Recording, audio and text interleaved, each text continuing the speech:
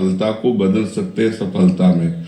ये तो जितना भी दुख सुख है वो प्रारब्ध के अधीन, पूर्व जन्म का किया हुआ कर्म ही जो शुभ और अशुभ कर्म है वो हमारे निर्माण का हेतु हुआ इस शरीर के। तो जब तक ये शरीर नष्ट नहीं हो जाएगा तब तक दोनों अपना प्रभाव दिखाते रहेंगे, समय समय पर सुख और दुख, पाप का फल दुख और पुण्य का फल सुख।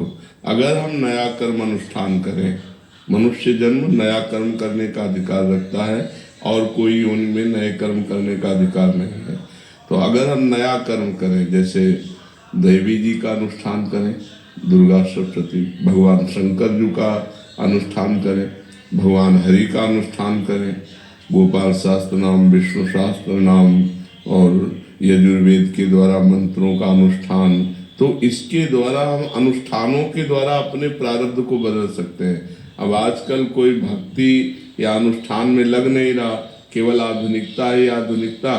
तो पूर्व कर्म के अनुसार सफलता या असफलता प्राप्त होती, तो सफलता प्राप्त हुई तो हर्षित हुआ, असफलता प्राप्त हुई तो शोकित हुआ, लेकिन उसकी सफलता ज़्यादा दिन टिकती नहीं है क्योंकि नया कुछ है नहीं। तो पुराना जितना हिसाब है उतना वो भोग लेगा, और नए में जो कर्म कर रहा है उसमें पवित्रता कम होती है, अपवित्रता ज़्यादा होती है, मनमानी आचरण, अपवित्र आचरण होते हैं, तो उसके द्वारा कोई लाभ मिलना नहीं। अब उसका अगला जन्म भी बिगड़ गया। तो इसलिए हमें लगता है मनुष्य जन्म में सुख और दुख को सहकर भगवत भक्ति का अनुष्ठान करते हुए हम पूर्व को भी गिरा सकते हैं और आगे का भी संभाल सकते हैं। तो आगे का संभालना और पूर्व का बिगाड़ना, जो पूर्व के गंदे आचरण किए हुए फल हमारे सामने आ रहे हैं, उनसे लड़ने की सामर्थ्य ये अध्यात्म के द्वारा ही प्राप्त होगी।